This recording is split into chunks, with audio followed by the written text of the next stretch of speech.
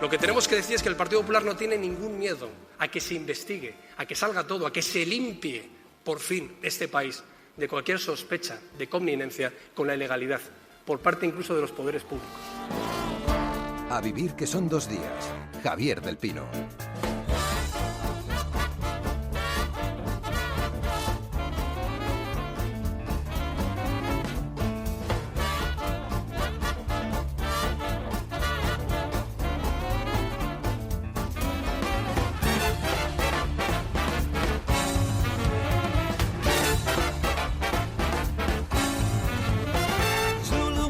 Lo que escuchábamos era antes del día V, con la señora C.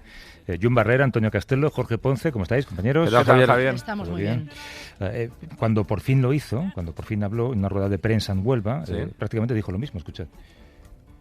No hay nada que ocultar ni nada que temer de ninguna revelación que se pueda hacer. Yo creo que es un poquito arriesgado decir esto. Está más tranquilo que yo con mi vida. O Pero sea, es que, aunque salga un acta judicial, siguen diciendo no hay nada que decir, A ver, no hay nada que temer, no hay nada que nada. La voz más gorda, ¿no? sí, no sé, yo creo que, no sé, todo en mi familia, si alguien saca algo, seguramente sí que hay algo que, no sé, alguien no querrá que se sepa algo al menos de, no, un día escaqué 5 euros del bote, no sé. Algo sale. Oye, no sé si lo hemos dicho ya suficientes veces, pero os sacamos algunos de paseo el día 17 de noviembre en Granada. Haremos el programa desde el centro Federico García Lorca, que es una ciudad feísima, como todo el mundo sabe. No hay nada que hacer, ¿verdad? Nada. Sí, no sé por qué vamos. Y el 1 de diciembre estaremos en Valencia, en el Oceanographic, que también es un sitio muy grande, que ve mucha gente. Y allí vamos un poco en labor de redención para Antonio. Han sido 6 años largos de insultar a Valencia, de meterte con Valencia. Mi tierra. Es que has hablado de Granada como muy bonita y de Valencia como muy grande, Javier. Es decir, no sé, perdón, ¿eh? Oye, no Valencia también es muy bonito. Desde aquí al 1 de diciembre solo voy a hacer campaña de Valencia. Esto me ha recordado Ramón Valencia. Jorge, una cosa que decía mi abuela, decía de mi hermano mayor, decía, es muy inteligente, de mí decía, es muy manitas. Claro. Al final, pequeño mírate, Pero de ti nunca han dicho que eres simpático, que es lo que Eso dicen es siempre verdad. de mí. Es muy simpática. es muy simpática. Oye, déjame decir una cosa primero, porque yo tengo, digamos, mucho orgullo de que gente como vosotros esté en un lugar como este, que es la SER, y además me encanta que la SER por fin haga bandera de la comedia, pero, claro, con vuestras responsabilidades también van vuestros posicionamientos. Ha pasado una cosa que tiene que ver con vuestra profesión, y le ha pasado a alguien a quien todos conocéis, que es a Dani Mateo. Correcto. Así que tenéis que hablar de esto. Pues venga, que hablen sus amigos. ¿Qué queréis que hablemos? Si queréis lo contamos. Bueno, el sketch que ha hecho Dani ocurrido. Mateo en el intermedio, ¿Sí? en el sketch básicamente se sonaba los mocos en una bandera de España. ¿Sí?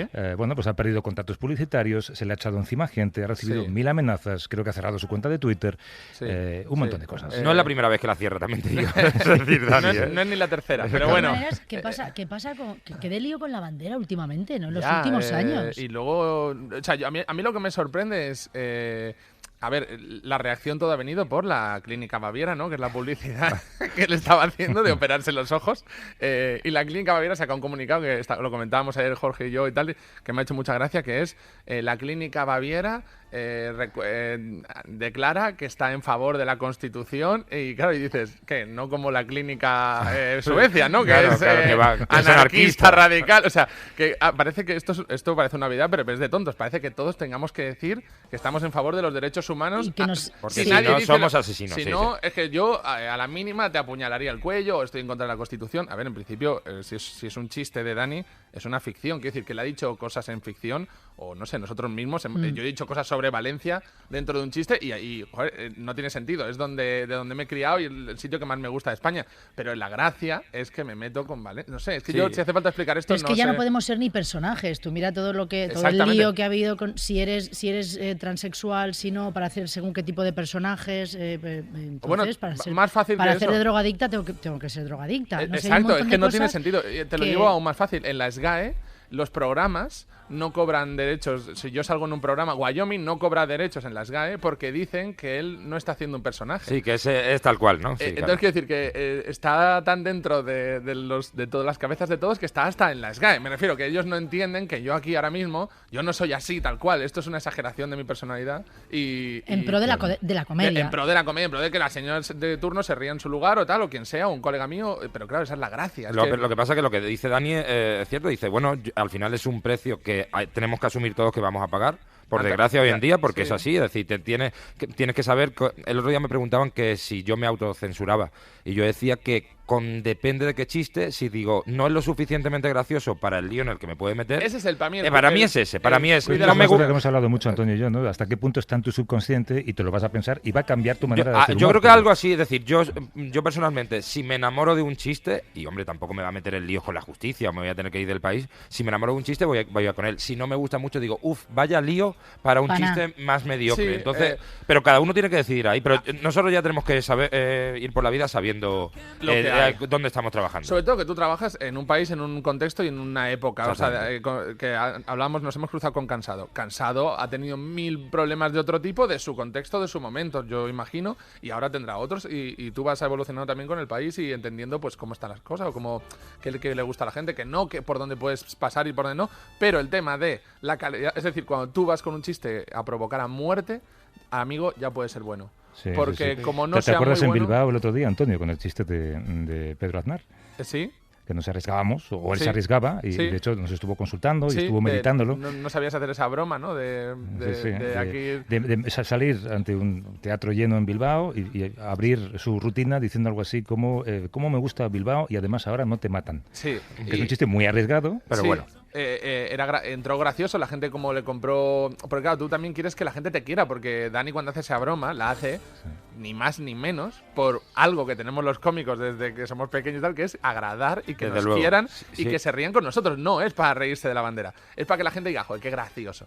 Entonces él lo hace con la intención de ser lo más gracioso posible, sabiendo que a alguien le gustará y a alguien no. Pero no por eso te tienen que echar de España. Es que yo creo que estamos en una situación de riesgo ahora mismo. Yo creo que sería muy gracioso preguntarle cuál es su opinión de verdad sobre la banda, que puede ser, no sé, la que sea. O sea, quiero decir que nadie sabe mis opiniones reales de casi nada y llevo 7 años diciendo aquí cosas. Claro. Y no conocéis mis opiniones reales sobre todo. Os lo digo de verdad, ¿eh? No sabéis ni a qué voto. En realidad te encanta Pablo Casado. Y eso da miedo. Yo sí, me da miedo, exacto.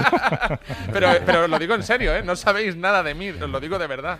Y es la verdad. En fin, desde aquí un abrazo a Dani Mateo y al Community Manager de la Guardia Civil también. Y a la bandera también, abrazamos la bandera. Yo que he sido casi militar ahí, la Guardia Civil me ha fallado, madre mía. En fin, no os preocupéis porque casi seguro que seremos mejor recibidos, pues sobre todo vosotros los cómicos, que Gabriel Rufián, en una comisión de investigación del PP.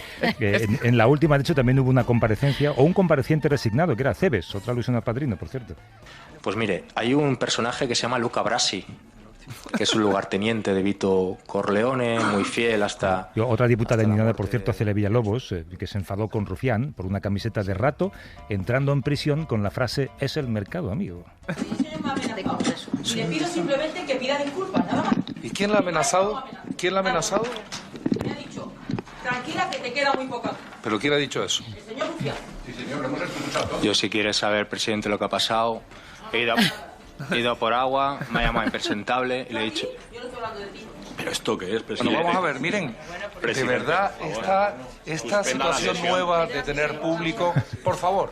Tener público. Es que el público influye mucho. De todas formas, Rufián no tiene ese tono de voz de macarrilla de clase, siempre explicándose ante la profesora. A ver maestra, es que me ha dicho nada a mí antes que... Y luego Rufián es como un tío de estos que se pelea mucho habitualmente en garitos o en la calle, que es imposible ganar, porque a él ya le encanta, no va de perder o ganar la pelea, va de pelearse. Va de barro, sí.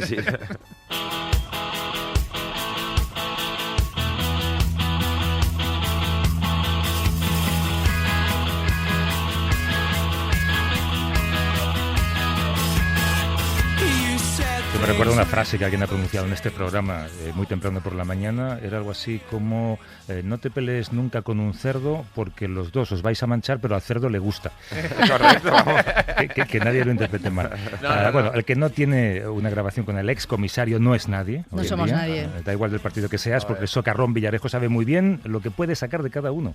Yo tengo la cartera en un lado y el corazón en otro. El corazón es vuestro por la cartera. O sea, siempre que gobernáis vosotros nunca he ganado dinero, pero siempre que están solos, como son tan desastres, pues siempre me encargan cosas. Esto es lo más bonito. Eso es buenísimo. Sí, son tan desastres que siempre... Me encargan cosas. Es que parece como un productor ejecutivo de la política, ¿no? Es decir, como Weinstein, no queriendo decir Oye, esta mañana en la tertulia de corresponsales de aquí con Javier, es verdad lo que decían, que esto da para muchas series, ¿eh? Muchísimas, sí. Porque bueno, es un gran personaje. ¿Dónde podía llevar la grabadora escondida Villarejo? En la boina, ¿no? Esa, ¿no?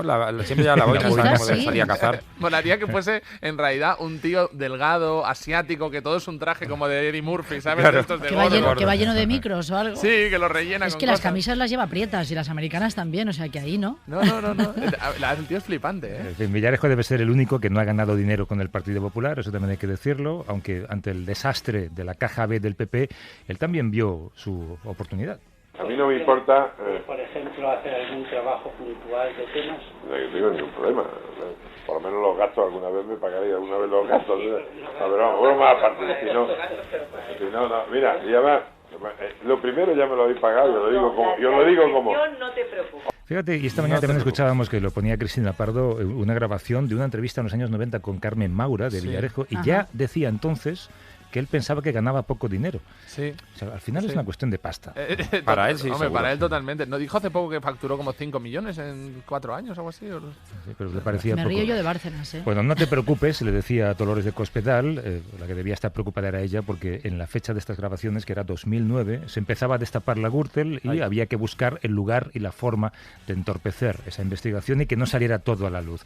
Así que la entonces secretaria general del Partido Popular invitó a Villarejo, a través de su marido, a que la visitara en su despacho de Génova, que eso impone mucho. Como estamos con horario de verano y esta planta está en obras, pues aquí no hay nadie, aquí estamos solo Mariano y yo. Y ahora no está. O sea, no sé qué está sugiriendo, pero ¿por qué no hay detector de grabadoras en la puerta del PP? Y Mariano como si estuviera. Mariano tampoco se entera mucho de lo que hablemos aquí. Estaba con los casquitos escuchando el partido, tampoco le daba igual. Si era sábado... Le das el marca y se distrae. Mariano no molesta. Es que de verdad, es una planta en obras, verano, una política ambiciosa, un marido abnegado. Podemos matar a alguien, lo enterramos aquí Netflix, en la planta y Netflix. no... Ya está. ¿Habría un cabeza de turco entonces también? A ver. Hay que procurar entre todos intoxicarlos con que el Bárcenas ya está totalmente contaminado y por lo tanto ya está amortizado y por lo tanto tenerlo ahí es digamos un pim pam pum que mientras lleguen las tortas no le dan a nadie más para que los tipos digan bueno pues si está amortizado al camión. Esa pausa antes del camión, al camión. Esto es como Ozark, ¿no? Como la serie. En lugar de al lago, al camión. Al camión. Es brutal, ¿eh? Pues así se las gastaban, ¿eh? Además de deshacerse de personas incómodas, también hablaron de cómo quitar de en medio alguna que otra provecilla. Bueno, para que en el famoso pendrive hay de todo. Hay mucha chicha. El pendrive. Hemos hecho todo lo posible por romper.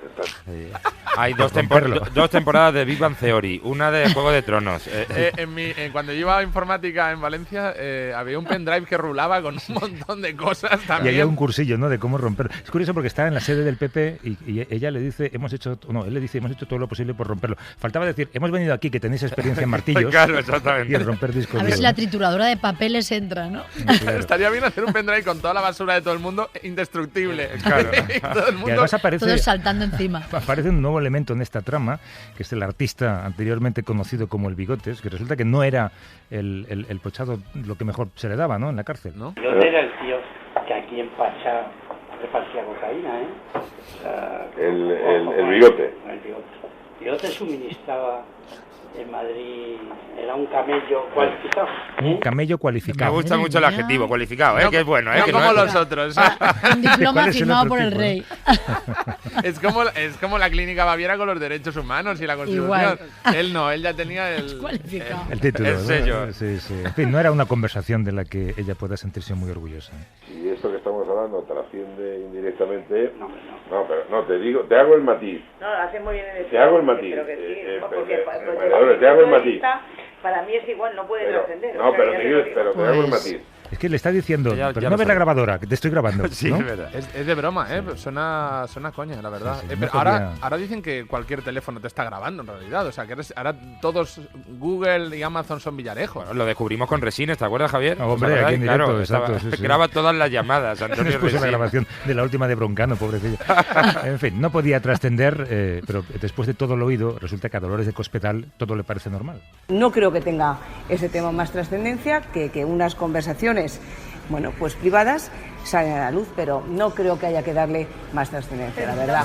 Nada. No, esto no, pasa, tampoco- todas las eliminar empresas, pruebas, sí. ¿no? Y sobre claro. todo, si creíais en los derechos humanos y en la Constitución, ahora sí que ya hay que sabéis que hay que defender la bandera. Si la que- bandera está limpia no pasa nada. Yo creo que lo importante es no sonarse con la bandera y que Sí. mira, luego tú a lo mejor... Y graba todo el mundo. En el bar de la SER, Mario tiene siempre la grabadora puesta. Claro, Eso sí, es decirlo, siempre ¿no? está ahí. Como la pongan en este estudio, lo flipamos. Y como aquí también estamos para aprender, vamos a ver cómo se puede defender lo indefendible y que básicamente eso consiste en tú más. Teodoro García Egea es el sucesor de Cospedal. Mientras la ministra Delgado siga sentada en el banco azul, pues no corresponde aplicarle otro rasero a nadie de otro partido, ¿no? Yo espero que el Partido Socialista tampoco hable de la señora Cospedal teniendo a la ministra Delgado sentada en el Consejo de Ministros. Pero tú más, sin duda la conversación de Villarejo con Dolores Delgado fue vergonzosa, pero desde luego el rasero no debería ser el mismo. La vicepresidenta Carmen Calvo lo resolvió bastante bien en el Congreso. La señora Cospedal era la responsable de un partido político, en la sede de su partido político, intentando pagar para obstruir la justicia. Esto es verdad. La estrategia de Dolors Montserrat es obviar la gravedad del contenido para hacer hincapié en otro punto bien distinto. Tiene todo nuestro apoyo y que nos remitimos al comunicado de ayer. Pero yo quiero decir bien claro que no tiene nada que ver. La ministra Delgado ha mentido una y otra vez en esta Cámara ante todos los españoles. Que sí, Dolores. Mis La verdad padres... es que Delgado mintió al decir que no le conocía. Cospedal me parece que en eso no mintió, pero hay más, ¿no? Sensiblemente distinto. En fin, Sí, es otra cosa. yo creo que mejor no hablar más del tema. Solamente escuchemos a la propia Cospedal ayer en la COPE. Como secretaria general de un partido político, igual que un consejero delegado de una empresa, cualquier responsable institucional o no institucional tiene la obligación de conocer todo aquello que puede afectar a su organización. Claro, esto es lo que pasa. Y si no te gusta, al camión. pero conocer, pero hasta Al cierto lado. punto, ¿no? Claro, En plan de...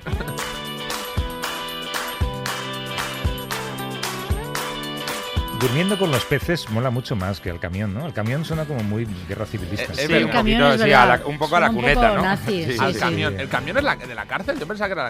¿O El camión estáis de hablando de recogida- matar a gente? No El lo sé, camión no es sé, como el del camión de la reciclaje. basura, como Hombre, con la de... historia que hay en este país del 36-79, a mí al camión me suena otra cosa. A mí me da un poco de miedito. Pensaba que era... La pregunta que tendría que hacerle, señor Casado, es ¿qué favores debe usted a algún diputado y diputada del grupo parlamentario para no luchar contra la corrupción y abrir de una vez por todas la regeneración en el Partido Popular? Sesión de control al gobierno. Aquí tampoco tuvo Sánchez la respuesta que buscaba. ¿De qué se habla entonces en el Congreso? Pues de fauna, por ejemplo, No se puede cabalgar un tigre, pero tampoco se debe cebarlo a la vista de todo el mundo. de nutrición ¿Dónde animal. ¿Dónde lo ha también. leído? Por tanto, haga usted lo que quiera. Yo ya le digo que ese tigre no se va a convertir en vegetariano y a lo mejor la acaba devorando a usted mismo. Se habla de fiesta. Esto es mucha un poco fiesta. Confucio, ¿no? ¿Quién es el tigre? No, yo en serio, No que se me lo puede digan ya. cabalgar un tigre. Y si, ¿Qué no tigre? y si no te gusta el tigre, al camión también. Lo que es. Yo no sé quién es el tigre, pero todo al camión. El tigre toda la vida ha sido en los lavabos del baño público. Es ¿no? verdad, el tigre. Vamos al tigre, ¿no? Y usted, en vez de hacer algo, sigue bailando su música porque sabe que si no baila su música le quitan su escaño azul. Claro, está hablando de Cataluña. Es que hay que escucharlo Su todo. porque si no, música, no hay una manera, sardana, ¿no? Yo claro. estoy jugando mucho al Red Dead Redemption 2 y he cabalgado de todo, ¿eh? Tigres, leones... Esos salones Todos del quieren ser viejo los este, ¿no? campeones.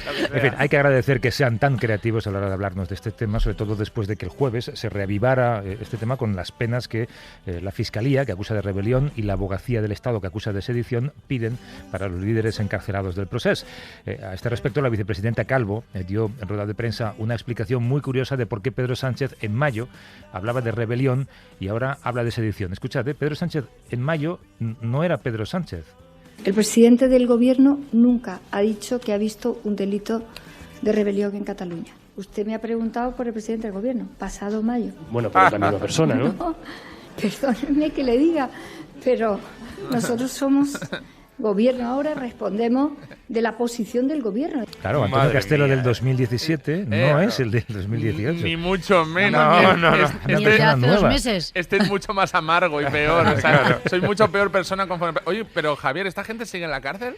Estos siguen en la cárcel. Sí, hombre, sí, va a ser como en cadena perpetua, como al que sacan de la cárcel el abuelo y quiere volver. Claro, se van a porque meter ya no ahí. sabe vivir fuera. Sí. ¿Sabes? Oye, Albert Rivera, no lo hemos escuchado ni hemos oído ninguna referencia a él. Pero el peinado que va, por favor, hacerle caso. Que nos desconcertó a todos esta semana, abriendo la posibilidad de desbloquear los presupuestos. Con eso nos levantábamos el lunes. Tranquilos, que era solamente un espejismo. Rivera ya dejó claro que si es por ellos, no va a ocurrir nunca, no se van a aprobar nunca esos presupuestos del PSOE del PSOE y Unidos Podemos, y más después de que Pedro Sánchez le confundiera con otro. Gracias, señora presidenta. Señor Rivera, perdón, me iba a llamar Casado. Debe ser porque, en fin, al final los argumentarios, hasta incluso las preguntas suelen ser las Tampoco mismas. estaba preparado esto. Lo que ha dicho. Perdona, ¿cuál es Casado? ¿Casado es el traje y la corbata azul? El pelo menos rizadito. Menos pegado el pelo, ¿no? Sí, que es como un delegado de clase. Ese es. Pues bueno, los dos lo son, ¿eh? Claro, es que no los diferencio yo. Bueno, puede haber algo peor, que te confundan con otro. Sí que puede haber algo peor. Escuchad. Señor Sánchez, yo le pregunto, si usted ríase, pero a mí no hace ni pizca de gracia. Y a muchos españoles tampoco. Uy, sal al pasillo. Qué duro. ¿Dónde quedan aquellos tiempos que se reunieron en la Moncloa? Que querían, bueno, en la Moncloa no, que querían llegar a la Moncloa los dos. Sí, que eran amigos, firmaron aquel acuerdo. Uy, no me acordaba, es verdad. Firmaron aquel acuerdo, eran amiguitos, los dos tan guapos, tan bien puestos ahí. Claro. Cuidado que Sánchez te revienta a palos, Rivera. Digo que no te ponga el chulo porque es que te aplasta la cabeza. Es duro. Oye, Albert Rivera está en forma también, ¿eh? Sí, no es raro, Sánchez además, está muy que Albert Rivera se enfurruñara y le soltara esto. Bueno, señor Sánchez, lo han escuchado todos los españoles menos usted. O se hace el sordo, o se hace el tonto, o las dos cosas. Sordo y tonto. Pero no se le ha ido el tono de voz, ya no confía ni en sí mismo, ¿no? No le notáis el tono de... Ya no me creo mi personaje. Pensad en serio que un líder de un partido está buscando personaje. Le pegase a otro. Pagaría una multa y tal, pero la relación ya sería muy diferente. O sea, ya no le hablaría igual el otro nunca más y te ahorras un montón de rifirrafes se habrían pequeños. quitado esa tensión. Totalmente. Habría otra. La política claramente sigue siendo un patio de colegio en algunos momentos, pero al menos aprendemos cosas, como en los buenos colegios. Atentos, porque gracias a Dolors Montserrat por fin hemos descubierto el eslabón perdido. Pronto sabrá la verdad de los españoles. En esas elecciones generales que ustedes no quieren convocar, pero que Tezanos les insiste mes a mes que ya pueden convocar. En esas elecciones los españoles convertirán a Sánchez en el presidente más breve de la historia de la democracia. Y en esas elecciones los españoles convertirán a Sánchez en el eslabón perdido entre Rajoy y Casado. Mira lo que le llamaron. Pero bueno, Le llamamos le ha eslabón insultado perdido. antropológicamente. Pero, sí, y a Rajoy, ¿dónde lo deja? Es como el primate, ¿no? Australopithecus. Siempre pilla a Rajoy. Pobrecito. Es un dinosaurio. Que está sin decir nada. Antropología con Dolors Montserrat, historia y moralidad con Pablo Casado en un acto esta semana en Madrid. Claro que en este caso las lecciones son tan subjetivas como su máster. Por ejemplo, lección de feminismo. ¿Qué es el feminismo? Feminismo. 2 puntos. Parece que el feminismo ahora es de la izquierda. ¿No? A lo mejor hay que recordar que fueron las diputadas de la izquierda las que no querían el sufragio universal, ¿no? Algunas de estas que ahora nombran en el hemiciclo estaban en contra del sufragio universal de las mujeres. Es verdad que Victoria Kent se posicionó en contra, ¿no? Pero el voto de la mujer se aprobó con el apoyo de la mayoría del Partido Socialista y de la derecha y de Esquerra Republicana, hay que decir, ¿eh? Y los diputados de derechas también han hecho cosas malas en el pasado, me parece a mí que no podemos sacarlos ahora. No saquemos camiones. De todas maneras, qué discurso tan diferente al de hace unos meses, ¿eh? Con lo cual, el propio 15M o el movimiento de este feminismo de ideología de género, o el movimiento, por ejemplo, de las cuestiones relativas a las pensiones ganadas en la calle, es un colectivismo social que el centro derecha tiene que combatir. Esto era pre-Harvey Weinstein, hay que decirlo. Que combatir. Es que ojalá nunca se grabase nada, ¿eh? Pero sabía que había micro, ¿eh? Ha evolucionado, ha ido incluso más allá de lo que tenía que evolucionar. ¿Qué partidos, qué ideologías han sido las que más han defendido a la mujer en los últimos años en España? Las del Partido Popular. Claro. Es la falta de decir, lo que más le gusta al Partido Popular es una mujer. Diría que las de las mujeres son las que más han defendido a las mujeres, ni siquiera en ningún partido. Estoy acordando de las conexiones wifi automáticas de algunos miembros del Partido Popular cuando viajan por carretera. Sí. No saquemos ese tema, Jorge. No, pero mira, tú puedes, si eres del PP y has estado en alguna junta de algo, puedes irte, por ejemplo, de Alicante a Madrid sin tirar de datos. Sí, sin problema. Puedes ir mandando emails, va conectándose. Esas carreteras, ¿no? Sí, en fin, ha ido un poco más allá incluso Pablo conecta. Casado. Venga. ¿Dónde ha sido la revolución? ¿Cuándo fue la revolución del empleo en España? ¿Cuando se incorpora la mujer al puesto de trabajo? En los gobiernos de Aznar y de Rajoy. Hombre, claro, no es de Zapatero ni una. No había entrado ni de González, nada. Pero había mujeres antes de Rajoy. Carmen Albors, hombre, por Dios, ¿quién es esa mujer? No sé. Más lecciones de historia by Pablo Casado. ¿Qué es un golpe de Estado? Un golpe de Estado es cuando se revierte por la fuerza, y la fuerza no es solo de las armas, sino la fuerza es hacer, por ejemplo, un pronunciamiento de independencia contra la Constitución. A ver, no ha quedado claro esto. Desarrolla un poco el tema, Pablo, por favor. ¿O es que el golpe de Estado de Primo de Rivera o de Pavía o de Brumario en la Francia napoleónica fue armado? No. Tiene una tesis escrita sobre esto, ¿eh? Perdona, no la publica porque no somos lo suficientemente inteligentes. ¿Brumario no jugó en el Español un año? Sí, jugó regular además. Otra lección de historia. Ahora se remonta o nos remonta a los Reyes Católicos. José María Aznar paró el plan Ibarretxe y Mariano Rajoy paró el plan Puigdemont. Y lo decimos con orgullo. Si no fuera por el Partido Popular, España no sería lo mismo que venía siendo durante 5 siglos. Toma. Mariano era Odor en Juego de Tronos. Sí, Holdedor. Aguantando la puerta al independentismo.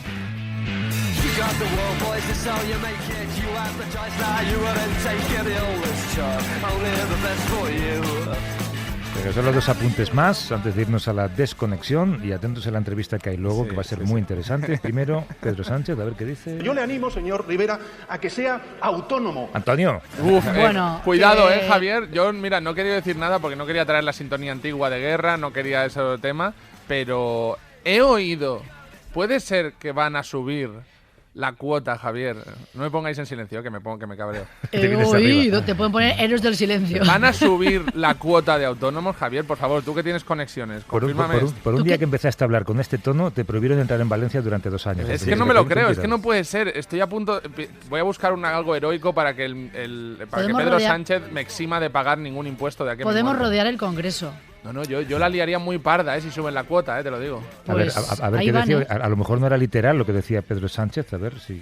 A que sea valiente, a que sea audaz, a que no... Sí. Silencio. A que no sea arrastrado por el Partido Popular en su deriva radical. Claro, ¿cómo le va a decir algo tan feo? Vale. Por favor, no subáis la cuota, que te juro que no corresponde. Y lo último, Franco, mientras que unos rancios se reían de la forma en la que la ministra Calvo se vistió para reunirse con miembros del Vaticano, pero rancios, de camisa desabrochada, medallón y pelo en pecho, alguien se tomaba la libertad de tunear la tumba del dictador. ¿Lo visteis el vídeo? Sí. ¿no? Sí. No tengo nada contra Franco, solo es por la libertad y por la reconciliación de todos los españoles. Javier, ¿Tenéis algo que decir de eso? No se pueden llevar a Franco del Valle de los Caídos, pero se va a quedar como un Ferrero Rocher sin avellana, ¿sabes? Sí, claro que... Como que te comes y haces... Pero ¿Quién va a ir ahora? Claro. Este es defectuoso. Claro, pero mira qué escenario sería el Valle de los Caídos para una quedada de grafiteros y raperos. ¿Tú que eres así tan rapero? Ahí se monta un fiestón, muy grande. Cuando se pire Franco de ahí, se abra ya para conciertos, unas cosas. Claro. Esa esplanada está pidiendo... Skatepark. Botellona. Un skatepark, Javier. Vamos a parar un momento antes de que nos detengan.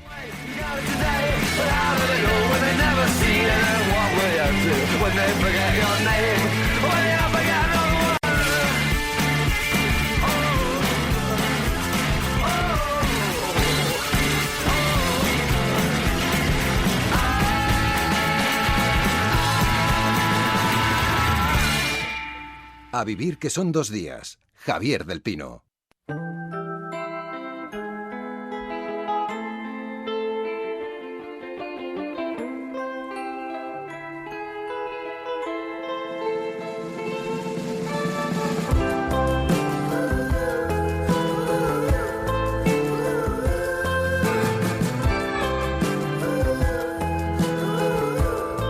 Rodada en Tossa de Mar en 1950, Pandora y el holandés errante supone el punto de partida de los rodajes de películas americanas en España.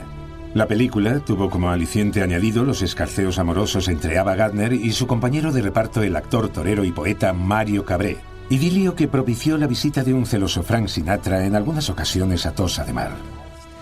Mario Cabré dedicó posteriormente a Ava Gardner un dietario compuesto por 56 poemas de amor.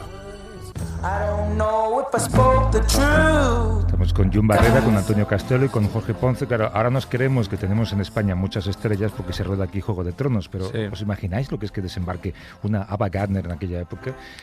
Yo soy tan fan de Ava Gardner y todas las historias que se cuentan sobre ella. Que viniera un novio celoso aquí, ¿esto qué es? Frank Sinatra, que no es un novio, es Frank Sinatra. Frank Sinatra que te daba, Frank Sinatra te 56 poemas y yo no le escribo ni por WhatsApp a mi novio. Francisco Rodríguez, ¿cómo estás, Francisco? Buenos días. ¿Qué tal? Buenos días. Estás presentando este documental, Hollywood rueda en España, entre el 55 y el 80. De toda la gente que has entrevistado, ¿cuánta no tiene un romance que contar con Ava Gardner? Yo creo que nadie. Porque muchos cuentan eso, ¿eh? Sí, muchos lo cuentan, sí. Y bueno, se sabe de algunas cosas, ¿no? Pero... ¿Cómo cuál, Francisco? Pero yo creo que se miente mucho. Sí, pero nos da igual que no haya buena fuente. Queremos el salseo. Somos Villarejo, pero de la vida. Se cuentan muchas cosas. Se cuentan cosas inclusive increíbles. ¿Como por ejemplo? Increíbles. Nosotros en Las Matas estaba... era lo que se llamaban, bueno, la gran... el backlot enorme para rodar exteriores que tenía Bronston en España, ahí en una finca que compró o que alquiló con opción a compra al Marqués de Villabrágima, y donde Bronston intentaba, de alguna manera, construir después ahí unos grandísimos estudios, bueno, pues a semejanza de los estudios americanos, ¿no?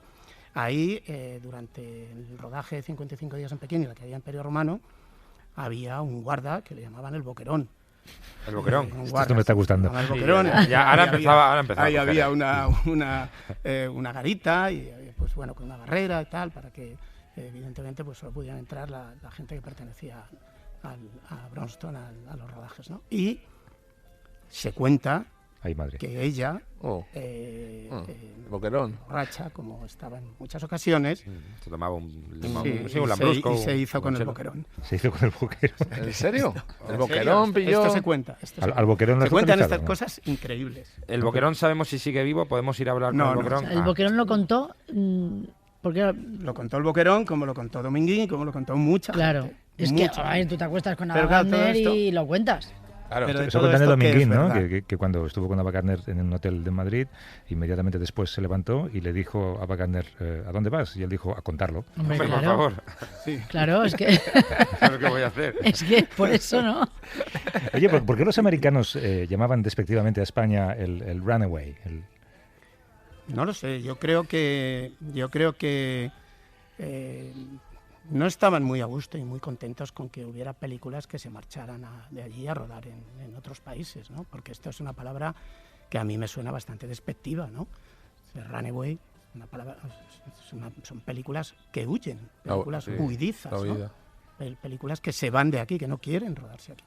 Yo creo que bueno, esta palabra, de todas formas, la palabra yo creo que encuadra muy bien lo que era aquello, ¿no? Eran películas que se iban de Hollywood porque en alguna medida al principio encontraron que en Europa hacer cine era mucho más barato que en Estados Unidos, en un momento además muy coyuntural, ¿no? en el que es la llegada de la televisión, la gran crisis que tienen en los estudios en Hollywood después de la Segunda Guerra Mundial, y que los americanos encuentran que hay que rodar en Europa porque es donde coincidía el tiempo, además, que en estos países europeos había muchísimo dinero que no podían sacar los americanos por problemas de balanza de pagos en estos países, y que la única manera de alguna forma rentabilizar todo aquello era haciendo películas en esos países. Es curioso que esté pasando exactamente lo mismo y Netflix venga a producir toda su producción europea de programas y series, vaya a ser aquí en España. Va a pasar dentro de un año. Somos igual de baratos. Es exactamente lo mismo, la misma situación. Seguimos siendo baratos. De hecho, vienen a España porque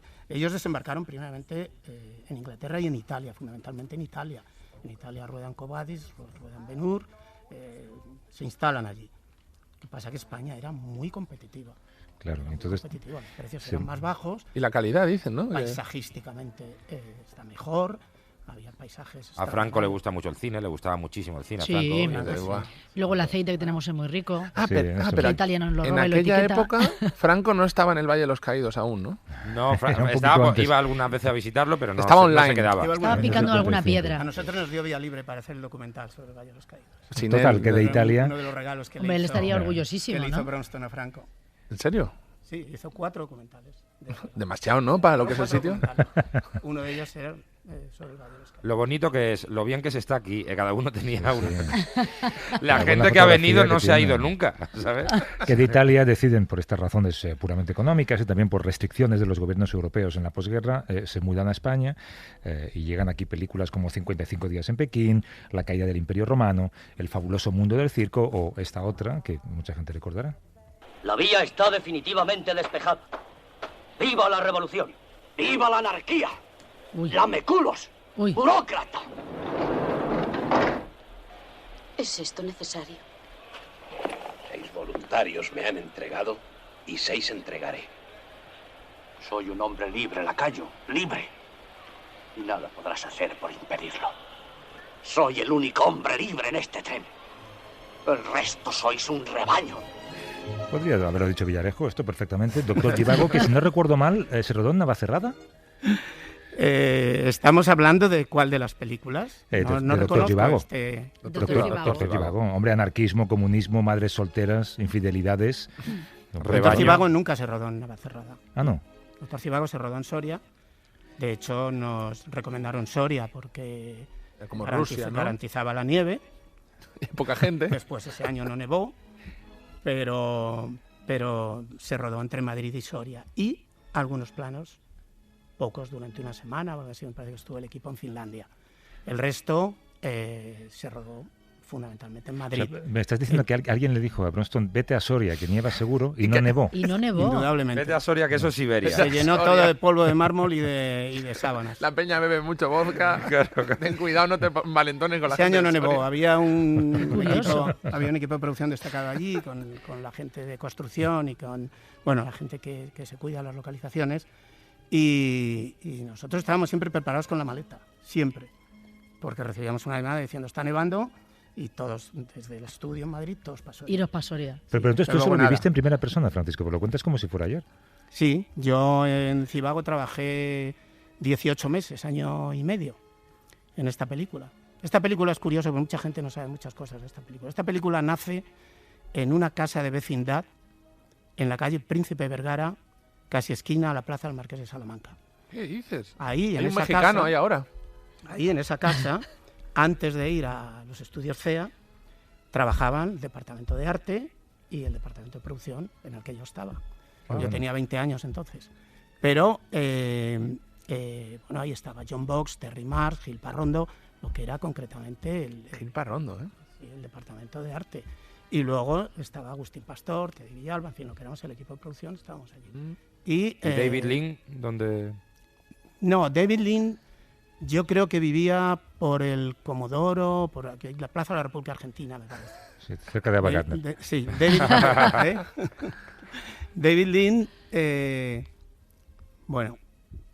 se puede decir de David Lean? Se pueden decir muchas cosas. Pero si era malas. Ojo, si era un gilipollas lo decimos, ¿eh? Si David Lean era un gilipollas, David Lean era auténticamente un caballero, cosa que no es fácil de encontrar en el cine y menos en estas películas. Hay un montón tan déspota. Un montón de cosas que me hubiera encantado preguntártelo. Yo no sabía que tú lo viviste en primera persona, pensaba que habías recopilado el material. Pero claro, si viviste aquello, viviste la época de los spaghetti westerns, la época de Clint Eastwood, a quien seguro que también conocerías. Sí, lo que pasa es que no coincidía ahí. Digamos, el primer encuentro con el cine tiene que ver con 55 días en Pekín. Yo entro en lo que se podría llamar la factoría Bronston en 55 días en Pekín. Trabajo en esta película como auxiliar. Al principio yo era un chavalín, y luego trabajé en la cadena Imperio Romano y trabajé en el mundo del circo. Cuando Bronston se viene abajo, ya yo me incorporo a una película que hacía Joshua Logan aquí, con Richard Harris, Franco Nero, Camelot, una película donde se rodó aquí una gran parte de esta película, y de ahí a Zhivago. Zhivago es años 64, 65. Ya después de Zhivago, hay una serie de películas, La batalla de Inglaterra, que son en el 68, Patton, en fin, hay una serie de películas en las que yo estoy. ¿En Patton? En Patton, sí. Peliculón, ¿eh? Sí. Maravilla. Yo no sabía que había sido rodada en España, ¿eh? Toda. Patton es absolutamente toda la película. ¿En serio? ¿Dónde hay se un hizo montón, Patton? Hay un montón.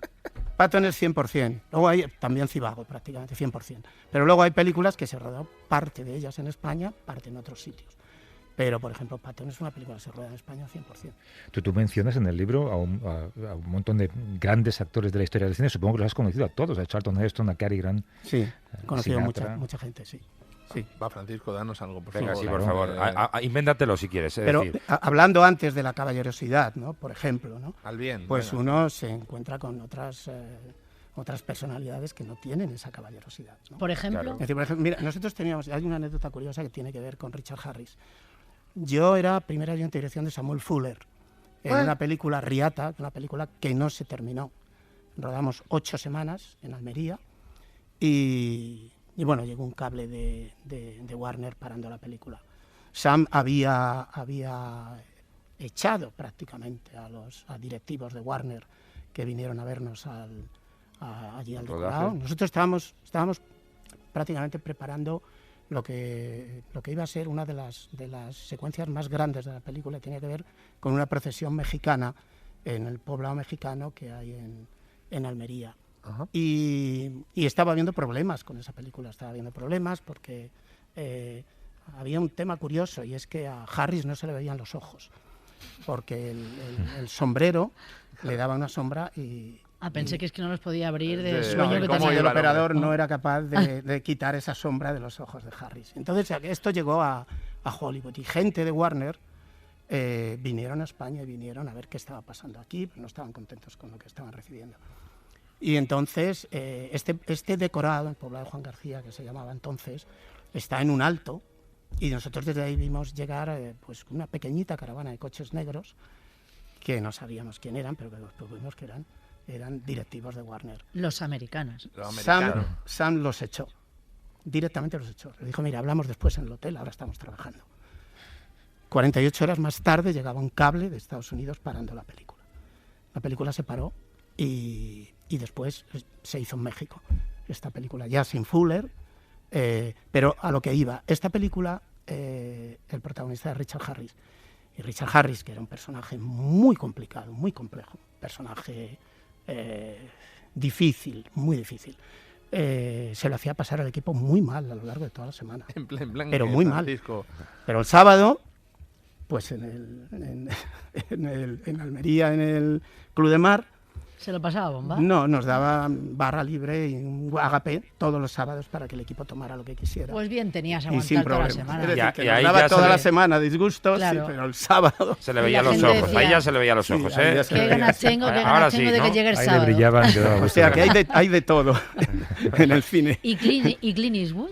Yo no llegué a conocer a Clint Eastwood. Yo estas películas no las hice. Estos eran coproducciones... italoamericanas. Sí. En algún momento intervenía alguna parte española, en algún momento, pero yo no coincidí con esas películas.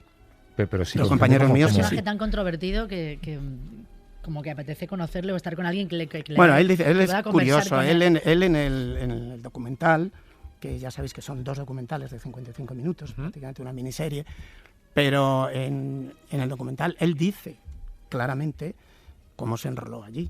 Él lo dice, Sergio me había visto en una serie de televisión americana y tal, porque en principio iban a contratar a otro actor americano cuyo precio no podían pagar. Y entonces él lo dice. Dice, este chico de la peca. Claro, él dice, me contrataron a mí por ser el más barato. Y se ríe. Eso nos ha pasado a todos alguna vez, ¿eh? Sí, eso es una ley, Nosotros estamos aquí por eso también. Cobró 12.000 euros por la primera de ellas, que no sé si fue por un puñado de dólares. Me parece que era. Claro, 12.000 euros de la época también era dinero, pero poco. Y decían que tenía el porte de 2 millones de pesetas. El porte de nadador, porque el tío era nadador y tenía el porte ese de nadador que a Sergio Leone le gustaba. Él estaba mucho tiempo allí, en Almería, cuando además inclusive todavía no era nadie ni hacía nada. Ah, que estaba por estar. Estaba en Almería, estaba a ver si cazaba algo por allí. Sí, estaba con los invernaderos. Vamos a ver como que no hemos oído esa expresión que has usado y no imaginamos qué es lo que estaba cazando. Sí, bueno, estaba pendiente un poco de ver si se enrolaba en alguna película. Él allí se sabe que hacía deporte por allí, hacía fútbol. Recogía mucha remolacha, ¿no? Era una época en la que merodear por un sitio te podía conseguir un puesto de trabajo, es verdad. Bueno, son 2 capítulos de 55 minutos cada uno, dices, o un largometraje de 90 minutos. Sí, un resumen. ¿Se puede ver en dónde? Lo va a pasar Televisión Española y lo pasará después Telemadrid, que ambas han coproducido con nosotros. Y nosotros damos, de todas formas, un pase privado el día 20 de... Bueno, pues es privado, casi mejor que no se lo digas a 2 millones de oyentes. De todo lo que estáis oyendo. Hombre, si alguien va puede que no pase nada. Francisco, es verdad que hay muchos chavales en Almería con los ojos azules, ¿eh? Estaba pensando. Sí. Francisco Rodríguez, oye, gracias por venir a contarlo en la radio. Un abrazo fuerte. Bueno, gracias a vosotros. Y esperamos la segunda parte que se llamará, espero, El Boquerón, que es el personaje que... El Boquerón debía ser un malagueño. Cosas curiosas se cuentan de la época. Y Jun Barrera, Antonio Castelo, Jorge Ponce. Adiós, amigos. A vivir que son 2 días. Javier del Pino.